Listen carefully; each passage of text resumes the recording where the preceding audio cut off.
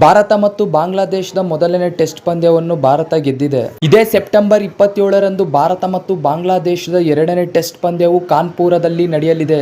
ಭಾರತ ಮತ್ತು ಬಾಂಗ್ಲಾದೇಶದ ಎರಡನೇ ಟೆಸ್ಟ್ ಪಂದ್ಯಕ್ಕೆ ಬಿಸಿಸಿಐ ತಂಡವನ್ನು ಪ್ರಕಟಿಸಿದೆ. ಈ ತಂಡದಲ್ಲಿ ಬ್ಯಾಟರ್ಗಳ ವಿಭಾಗದಲ್ಲಿ ಕ್ಯಾಪ್ಟನ್ ರೋಹಿತ್ ಶರ್ಮಾ, ಯಶಸ್ವಿ ಜೈಸ್ವಾಲ್, ಶುಭ್ಮನ್ ಗಿಲ್, ವಿರಾಟ್ ಕೊಹ್ಲಿ, ಕೆಎಲ್ ರಾಹುಲ್, ಸರ್ಫರಾಜ್ ಖಾನ್, ವಿಕೆಟ್ ಕೀಪರ್ಗಳಾದ ರಿಷಬ್ ಪಂತ್, ಧ್ರುವ ಜುರೇಲ್ ಮತ್ತು ಆಲ್ರೌಂಡರ್ಗಳು ರವಿಚಂದ್ರನ್ ಅಶ್ವಿನ್, ರವೀಂದ್ರ ಜಡೇಜಾ, ಅಕ್ಷರ್ ಪಟೇಲ್.